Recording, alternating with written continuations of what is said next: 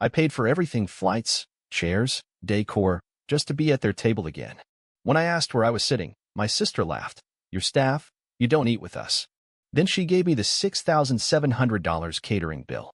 I just nodded, went upstairs, sent a 1-cent Venmo to all 19 guests titled, Enjoy, paused the family Netflix, changed their flights home, and booked a hotel. By midnight, 94 missed calls, burnt rolls in the sink, and then something happened no one will ever forget. I paid for everything, I said again, quietly, as if repetition would somehow make her hear me differently. My sister didn't even flinch. She turned to the florist standing behind her and pointed to the arrangements on the second table. No, not those, she said with a wave. They go to the head table. The nice one.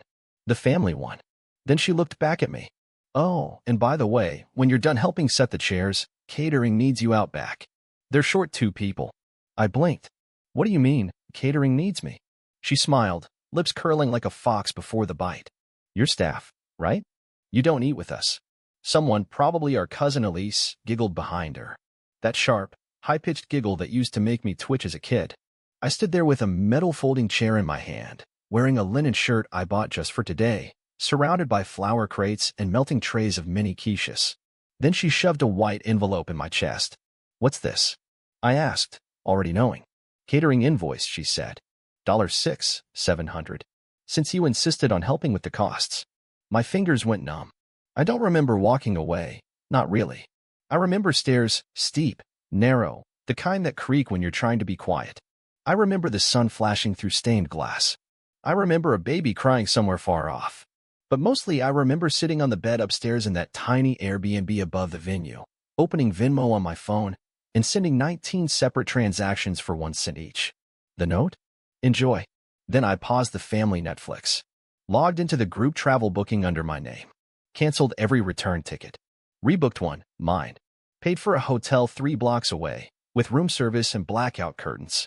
By midnight, 94 missed calls. A tray of burnt rolls flooded the sink. Someone was sobbing downstairs. And then, something happened. Something none of them will ever forget. I didn't even make it to the hotel before the messages started rolling in. First it was Mom. Sweetheart, there must be a misunderstanding. Come downstairs so we can talk. Then Dad, not bothering with fake concern. If you think you're punishing us, guess again. You're not a guest. You're lucky to even be here. My sister sent 3 laughing emojis followed by, wow, drama king. But none of that surprised me. What hit me harder was what came next. They sent the group chat screenshots to everyone. The family thread, our cousin circle, even the stupid high school reunion Facebook group I forgot I was still in. My dad posted a photo from the wedding setup, me holding a tray of champagne flutes with the caption, "When your brother confuses generosity with ego." Aunt Marie commented, "Well, he's always been sensitive." Uncle Paul added, "Didn't he have that phase in college where he tried to be an artist or something?" And my cousin Ben wrote, "Elmeo, imagine throwing a fit over food when you paid for the chairs." That stung. Not because it wasn't true. I did pay for the chairs. But I didn't throw a fit. I left. Quietly. The receipts were real. $2,800 for flights. $6,700 catering. $1,300 decor and flowers. $950 for hair and makeup. Yes, for them, not me. Plus the $89 I spent printing the custom menus my sister designed but never picked up. They sent it all to me weeks before the wedding, casually. "Hey, can you cover this so we can lock it in?" I said yes. Every time. I thought it would make them see me differently, as part of the family again. But it turns out I wasn't part of the family. I was the wallet. The next morning, I woke up to find my Netflix still paused, but someone had tried to reset the password 6 times. When I opened the group email tied to the account, I saw what they'd done. They tried to lock me out. But I'd already changed everything. They were locked out of every shared service, Netflix, Disney+, even the Amazon account. Dad emailed me, "Grow up. This isn't how family acts." I replied with a screenshot of the Facebook post. No words. Just the image of him calling me a generous mistake. That was the moment it flipped.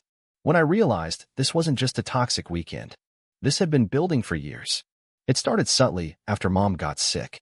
I was the one who moved back in for a while. The one who picked up her medication, scheduled her appointments, filled out the insurance claims. My sister came by twice, once to borrow my car and once to drop off candles she was trying to sell. Then Dad lost his job and suddenly I was paying the electric bill just until things stabilize. That just turned into 6 years. They never asked. They just hinted. You always manage somehow, Dad said once when I told him I was short on rent. You don't have a family of your own to support, Mom added sweetly, like my isolation was a bank account. And every time I said yes, a piece of me vanished. The wedding was just the final insult. I found out later they never intended for me to sit at the main table. I was listed in the planner's files as logistics assistant. Underlined. When I asked my sister about it during setup, she laughed and said, "Oh, come on. You always volunteer. Don't act like a victim now." That was her word. Volunteer. That word dug its nails in and ripped something open. Volunteer? I looked around and saw everything I had paid for.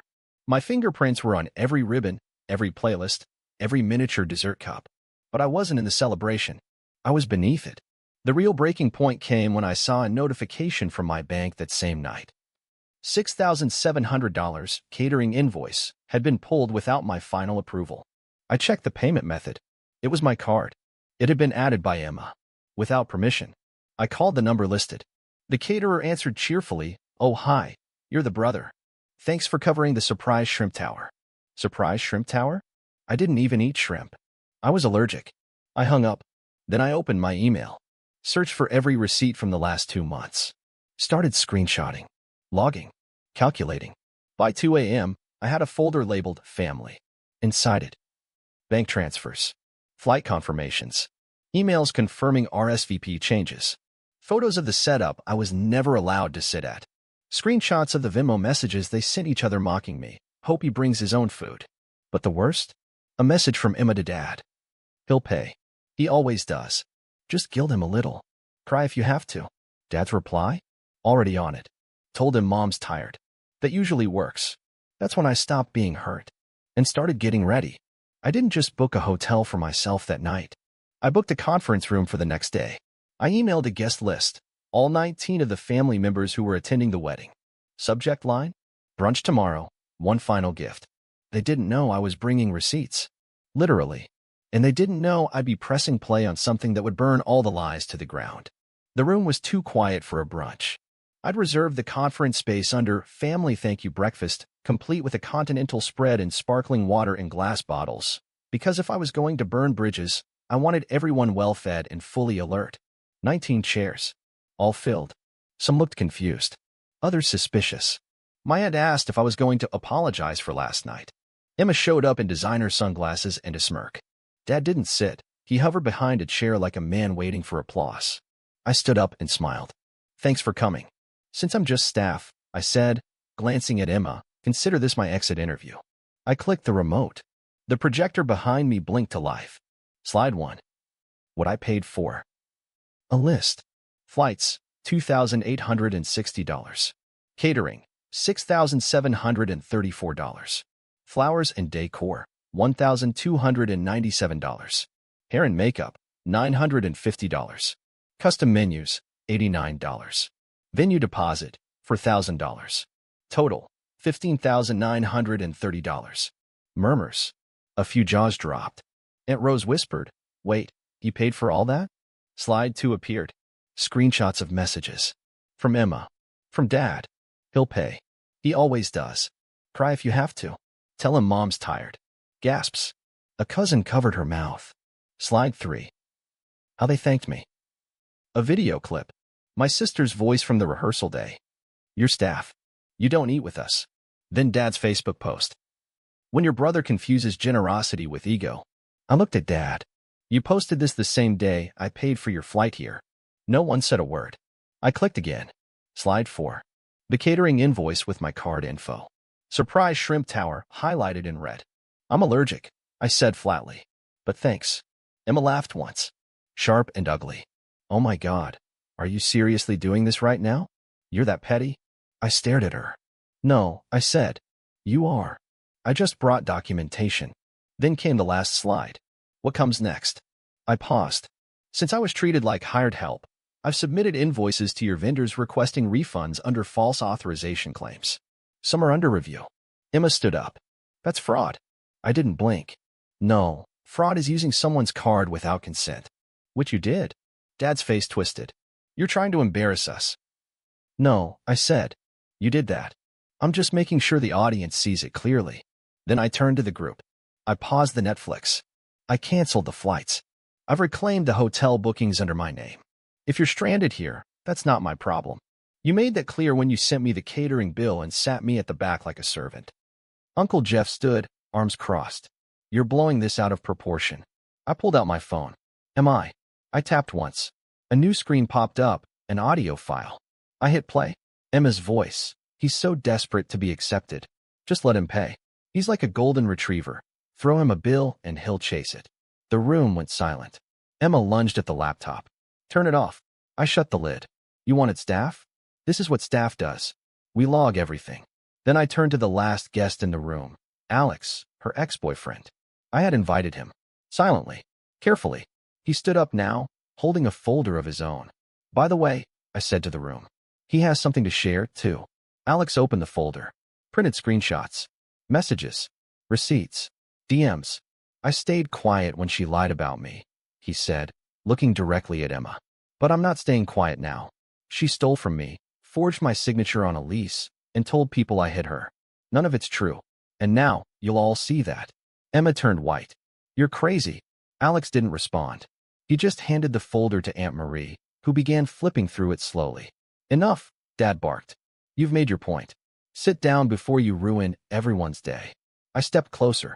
You already ruined mine. And every other day you treated me like a bank account in a human suit. He clenched his fists. Mom finally spoke. We are your family. No, I said, my voice steady. Family doesn't humiliate you for fun and call it tradition.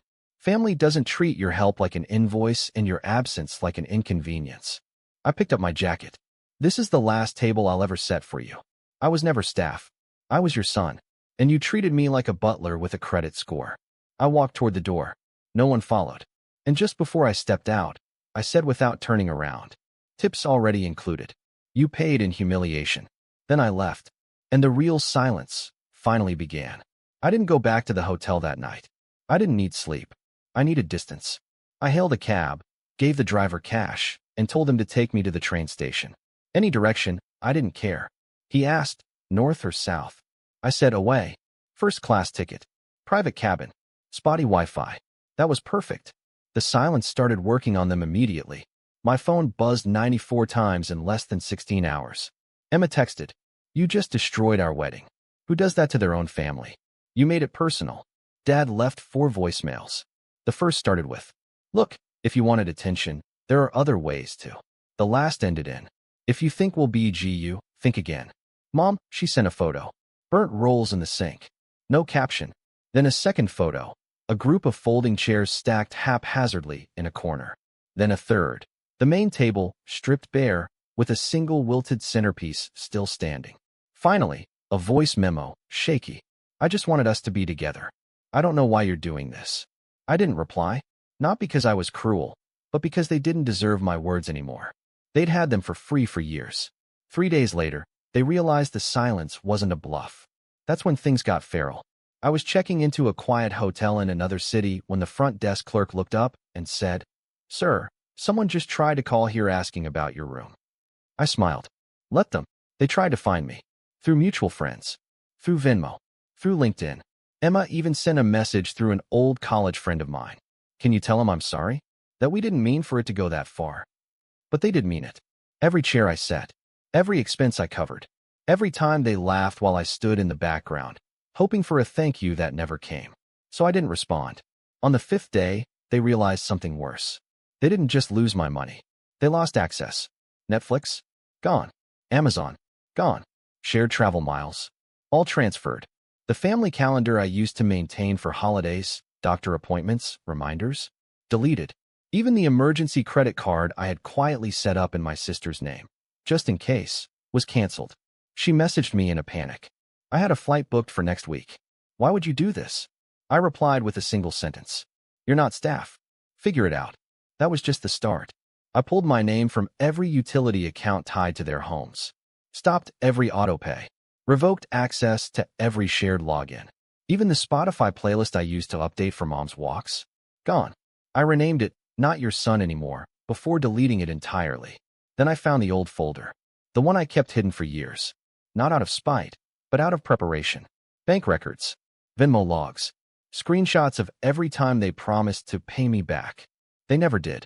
And the final gem, a signed document from 2 years ago when I co-signed a personal loan for Dad's business idea. Guess who defaulted?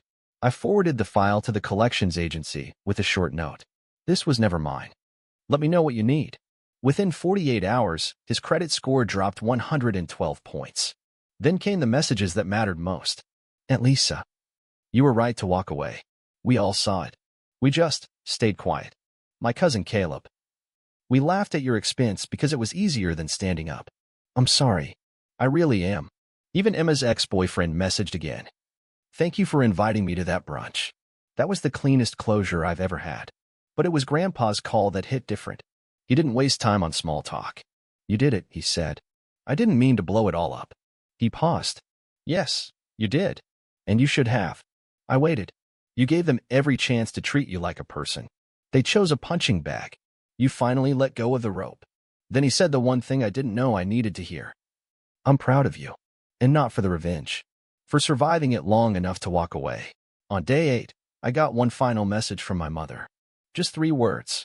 Please come home. I didn't answer. Instead, I forwarded it to myself, archived it in a folder labeled proof, and silenced the thread. Because home wasn't a place I ever had with them. It was a burden, a performance. They didn't want me. They wanted my access, my labor, my compliance. And now, they had none of it. I checked into a long-term suite by the water. No forwarding address. No emergency contacts. No spare key left, just in case. I made coffee each morning and watched the waves without needing to wonder if someone would call asking for a favor, a wire transfer, or a ride to the airport. My phone was quiet. My inbox was clean. And for the first time in years, my reflection looked like someone I actually recognized. They wanted a servant. I gave them silence. And that silence? It echoed louder than any speech I could have made. It's strange how silence can feel louder than rage. Weeks passed. I moved into a place they didn't know. Changed my number. Updated my emergency contact list. And for the first time in my life, when I looked at my phone and saw 0 missed calls, it felt like peace, not punishment. Mom kept posting. Family is supposed to forgive. Forgiveness is strength. Emma tried to do damage control. She posted a story with a Bible quote. She tagged her hairstylist. Then she posted a poll. Should you always put family first? 0 votes. Dad? He went quiet. That's how I knew he was hurting. When the money stops flowing, narcissists starve. I received a letter in the mail with his handwriting on the envelope. I didn't open it. I burned it in a metal bowl on my balcony and watched the smoke rise like incense for a god I no longer prayed to. Then, I did something final. I logged into the joint family email, the one I used to pay bills from, and I sent a message to every relative on the contact list. This is not a temporary break. This is the end of service. If you ever valued me, you should have spoken louder than your silence. Subject line. No longer available. I closed the tab, deleted the email, and then I opened my donation app. I scrolled past every name I recognized. Emma's dance fundraiser. Mom's retirement meal train. Dad's fake veteran foundation. I kept scrolling. And then I found something better. A shelter. For adults who aged out of foster care. People who, like me, learned early that family isn't always where you're born. Sometimes, it's where you rescue yourself. I donated exactly $15,930. The same amount I spent on Emma's wedding. In the note field, I wrote, from someone who finally got up from the wrong table. I wasn't angry anymore. Just done. Done with playing the good sibling. Done with buying seats at tables I was never meant to sit at. Done with the begging, the bartering, the emotional ransom. And so I took the last call I would ever take from any of them. It was Mom. Blocked number. Probably borrowed someone's phone. I answered, only to hear, please, let's start over. Let's just talk. I waited, then said, this number is no longer in service. And I hung up. 2 days later, I changed the Wi-Fi name in my new apartment to Not Your Son Network. No one will ever connect to it but me. And that's the point. Family isn't blood. It's not guilt. It's not inheritance. It's not who you bail out when they gamble your love away. Family is who shows up when there's nothing left to take. So the next family table I sit at, I'll choose the guest list. And this time, I'll eat. At the head of the table. With peace on my plate. And no one asking for the bill.